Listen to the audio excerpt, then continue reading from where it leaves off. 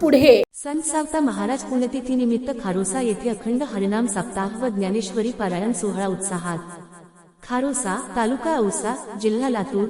संत सावता महाराज यांच्या पुण्यतिथी निमित्त खारोसा येथे गेल्या 53 वर्षांपासून अखंड हरिनाम सप्ताह व ज्ञानेश्वरी पारायण सोहळ्याचे आयोजन भक्तिमय वातावरणात करण्यात येत आहे। या सोहळ्यानिमित्त विविध धार्मिक कार्यक्रम, कीर्तन सेवा, भजन आणि महाप्रसादाचे आयोजन करण्यात आले असून परिसरातील भाविक मोठ्या संख्येने सहभागी होत आहेत। या सप्ताहादरम्यान शिव पार्वती महिला भजनी मंडळ खारोसा यांच्या वतीने संगीतासह भव्य भजनाचा कार्यक्रमही उत्साहात पार पडला।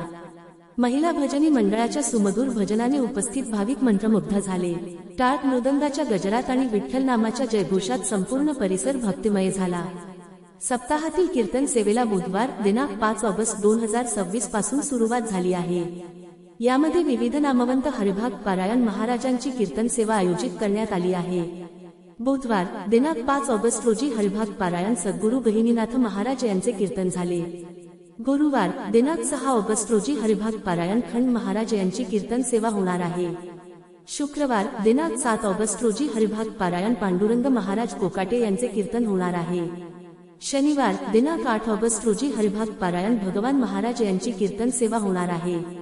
रविवार दिनांक 9 ऑगस्ट रोजी हरिभाग पारायण व्यंकटराव राऊत खारोसा यांचे कीर्तन होणार आहे।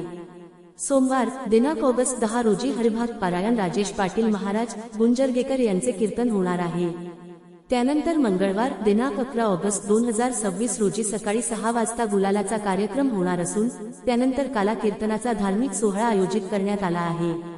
काला कीर्तनासाठी हरिभाग पारायण भूषण महाराज तळणीकर यांची सेवा होणार आहे।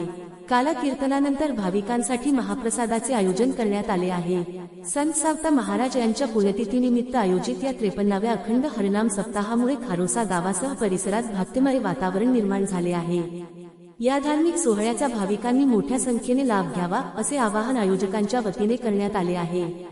ज्ञानोबा तुकारामच्या जयघोषाने आणि हरिनामाच्या गजराने खारोसा नगरी दुमदुमून गेली असून संत सावता महाराजांच्या पुण्यतिथीचा हा सोहळा भाविकांसाठी श्रद्धा आणि भक्तीचा पर्व ठरत आहे।